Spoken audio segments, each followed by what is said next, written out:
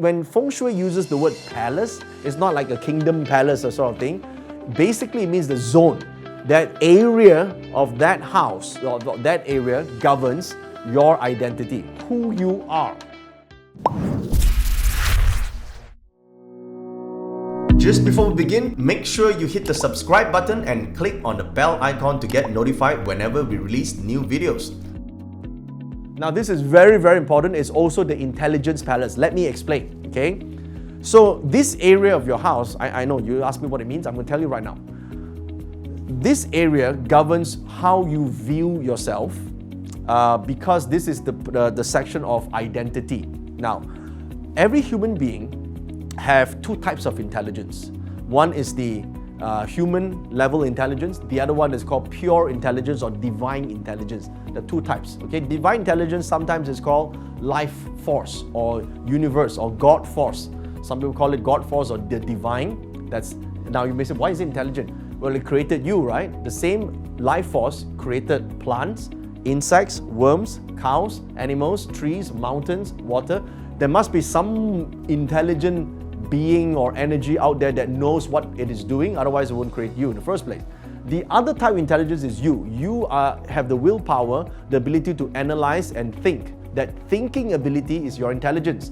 Now, intelligence, the vastness and the sharpness of intelligence is restricted to your identity of yourself. Okay? So if your identity is narrow, your intelligence is going to work only within the limits of that intelligence, the boundaries that you have set. I will explain how it works, okay?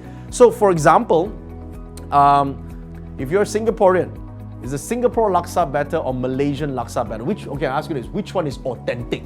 Okay, now, Malaysians will say Malaysia is better and Singapore will say Singapore is better. That's the thing. You're an intelligent person. Anything that you do is right. Why? Because it's limited to your identity. That's why when you are Malaysian, anything Malaysian do is good. If you're Singaporean, anything Singaporean do is good. If you're Indian, anything from India is good. That's our identity. No matter how intelligent we are, we have a limit to identity. So some people call it ego, by the way, but ego is basically a form of where your boundaries of your identity are. So if this box or this area of your home has sa-chi, you know what we described earlier on, sa-chi, negative chi? If it has negative elements, your identity, your self-identity will be affected. It will be, you're going to have limitations there. You might have jealousy. You might have a very gloomy version of that, of who you think you are. And maybe there's a lot of pain. That's the identity palace. Okay, one of the things is physical sa-chi, things you could see. The other thing is calculated sa-chi, this energy based. Okay, there'll be two versions to answer the question because some people are like, how do I see it? Okay, let's look at physical, it's the easiest. Some of you in that area, maybe that whole area is missing from the house. You have an L-shaped house and the segment that represents identity is outside. So your identity is basically don't belong to, you don't feel you belong, you don't feel you click, you don't feel that there's a connection in the home. By the way, if there's a missing corner in the house, that segment that represents the specific identity might be a bit disconnected or it may be harder to connect with the rest of the family and the household in the house. So that's one of the reasons why they don't really like L-shaped houses or missing corners in the house, okay? That's why a lot of people call this in Feng Shui, they call this the academic sector. Why?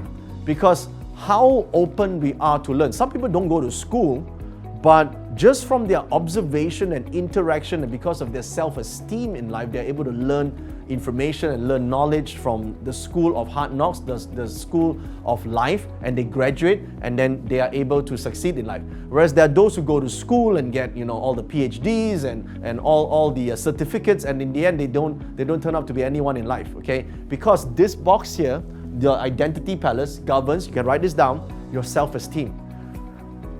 A lot of people who are suffering internally or maybe in their career or their relationship, if you trace it back, it's traceable back to a lack of self-esteem. So if you would like to fix self-esteem, maybe not for yourself because you have great self-esteem, but maybe for your kids, or for kids who don't dare to speak up, who don't dare to move forward, who has a lot of fear. Maybe this is the palace, or this is the section in the house that has problems. Maybe you have a low ceiling in that area. Maybe there's a missing area. Maybe there's a dead plant. I'll talk more about how you identify. I'm just giving you examples. I'm giving you examples how to see it, right? Maybe there's a sharp roof pointing towards that corner. So some will say, well, I have toilet there. Well, depends on the shape of the toilet or the condition of the toilet, right?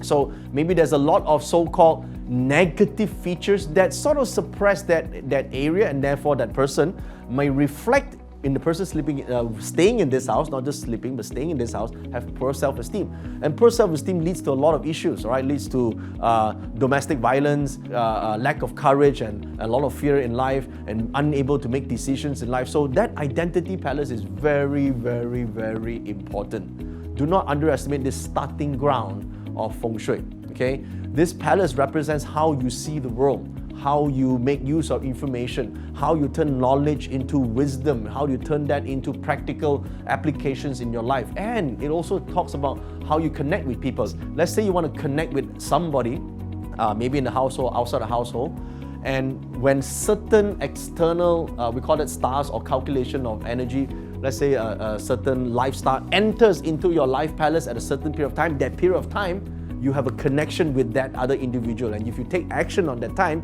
you're able to connect, maybe intimately, maybe on an intellectual level. So there are ways you can, we call this chi manipulation. You try and manipulate what enters the chart, what exits the chart. That also governs how you can be connected with the rest of the people in the house or even outside the house, okay? Here's another thing you can see. If your mother-in-law is sleeping in this direction, if he's in the same house and sleeping here, who do you think is in your life every day? Aha, that's why your mother-in-law is all over your ass every day, okay? Because this is where your mother-in-law is sleeping, okay? And here's the thing, what if this is your spouse identity palace, and you, every day, you're there, you're doing your cooking, or you're doing your reading, you're just spending time there. What do you think that your spouse will be, who do you think the spouse will be thinking about every single day? Who influences his life? You see? So you can actually use Feng Shui in a very smart way by just realigning the space. And plus, during this lockdown, you spend 24 hours at home, you can use this period of time to, adjust your Feng Shui accordingly, okay? So the identity palace is one of in the old books, they use it for children's education. It's not just for children's education, it's actually for all aspects of your life that requires healthy self-esteem and healthy self-identity and mission in life.